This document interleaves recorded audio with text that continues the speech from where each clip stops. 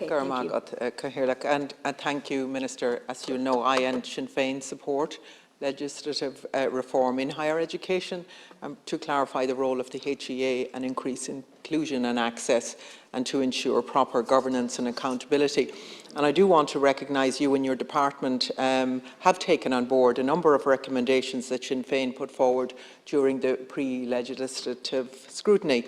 Not all of them, but some of them, and those included issues in relation to the role of the HEA in promoting the Irish language, increasing North-South cooperation, increasing the number of board members, the removal of the limit on the number of members on the academic councils, as well as others.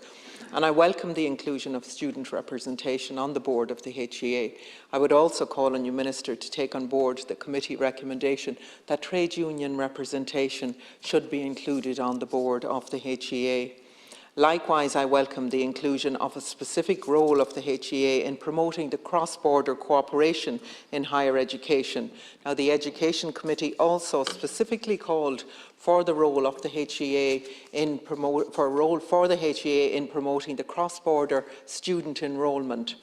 And I note and welcome that the bill now makes specific reference to the role of the HEA in promoting the Irish language. Thus, I assume that was an oversight in the general scheme, and I'm glad that that's now included. That said, the role given to the HEA in promoting the Irish language is weaker in the 2022 bill than in the 1971 Act that it will replace and the 1997 Universities Act, and I believe that this should be strengthened. Despite these changes from the general scheme, there is still a substantial room for improvement in this bill. We will continue to work constructively with you in the hope to get this bill where it needs to be. As things stand, I'm not satisfied that you have struck the right balance between the autonomy for the institutes of higher education and the governing oversight. I have engaged extensively with the sector over recent months, and the management of every institution accepted the need for the highest standards in transparency, accountability for public finances. That was without exception, and that's beyond question. And you will always have my support and Sinn Féin's support for any policy that achieves that.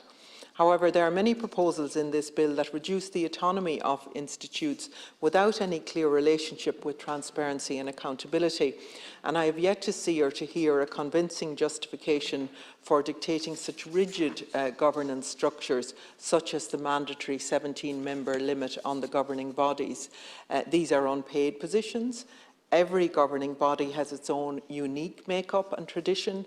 Slashing the numbers allowed on the board seems like a decision at colleges. It seems to be based on that colleges are more than capable of making themselves, provided they meet certain standards of competency and of external representation.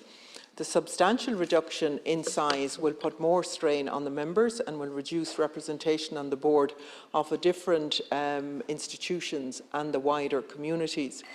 The removal of the broader representation on the governing bodies, I believe, will be a real loss. It's unfair to say that the legislation will move the sector to a competency-based governance model. Governing bodies are currently made up by members of the academic and the non-academic staff, undergraduate, graduate and postgraduate students, alumni, local authority nominees, trade union representatives, employers' organisations and others. And only in 2018 a Fine Gael government passed legislation on technological universities that stipulated a 22-person governing body, or 26 in certain cases. And a few short years later, that has been reduced even further, again without any clear explanation of its merits, and I think we need to have further discussions on that. It's claimed that this bill will promote a student-focused system. However, it seems that because of these reforms to governing body, students will have less representation on governing bodies in all HEIs. Minister, you need to clarify the potential impact this could have on representation of student undergraduate and postgraduate on the governing bodies, the representation of staff, academic and non-academic by current staff, as well as trade union representation. Governing boards are benefited and strengthened by external membership, but again this legislation mandates a majority of external members without clear justification or explanation. and I wonder how strong the justification could possibly be given board exemptions have been granted for Trinity. Now, I have no issue with Trinity being shown flexibility to reflect its unique governance structure, but I believe that different models can be equally successfully provided. Certain safeguards are in place to ensure good governance, transparency and accountability. Trinity is not the only college with its own unique history and governance structure, and I think about the newly reformed Atlantic Technological University that will soon make Castlebar University Town, and I look forward to that. The multi-campus technological university involves thousands of students spread across locations in Castlebar, Galway City, Killybegs, Letterfrack, Letterkenny, Mountbellew and Sligo. And the geographical spread and multi-campus means that it is very distinct from most other colleges, yet it's provided with no flexibility to anyone, student, parent, academic staff or otherwise. This looks unfair and elitist. I think you should look again at the rigid, overly prescriptive governance structures, a fair approach that can be applied to everyone without damaging the unique characteristics and the differentiated missions of the different institutions. A stated purpose of this bill is to clarify the role of the HEA. The bill seems to strengthen the HEA in some ways. However, in some ways the HEA seems to have been reduced to a regulator rather than a strong independent authority capable of advocating for the needs of the sector. The HEA should have a role in ensuring the sector is adequately resourced. Under this bill, it is currently, as it is, I believe it's not possible to do that. Now, as it currently stands, the HEA no longer has any role as a voice for the sector. A clear example of this is the fact that the CEO from the HEA will be specifically prohibited from commenting on policy. The bill states that the HEA shall not question or express an opinion on the merits of any policy of government or a minister of government or the merits of the objectives of such a policy.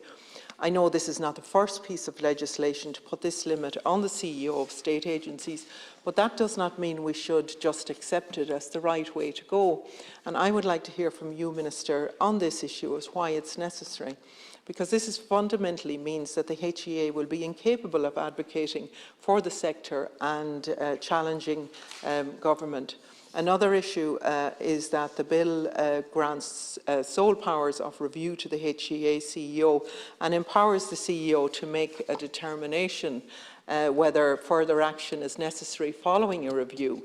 The right of the HEA to appeal decisions by the HEA must be robust enough to provide HEIs with assurances that they challenge decisions.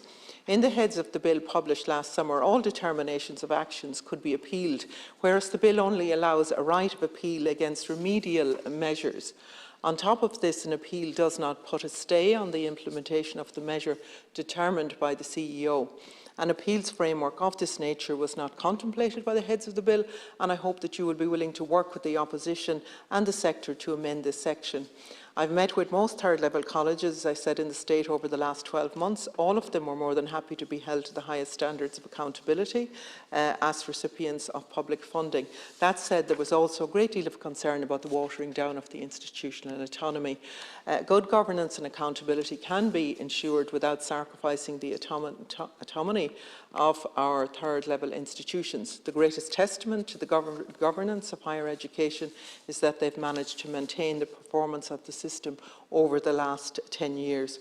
We've seen over a decade of austerity in higher education sector. Fundamentally, governance is not the main issue facing the sector.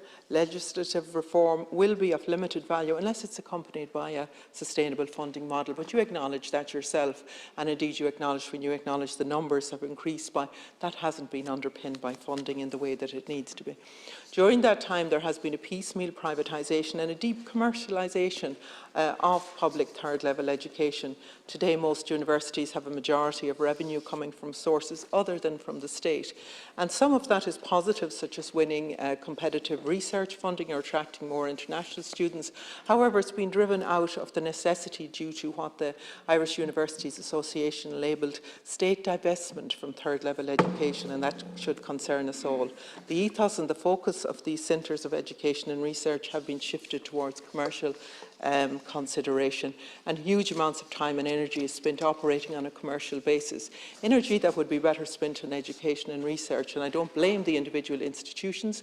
This has been explicit policy of successive governments. But Minister, I will work with you on this legislation. We want to make it as good as we possibly can, where we are rectifying legislation of 50 years old, and I think we really have a duty and a responsibility to do that, and I look forward to working with you.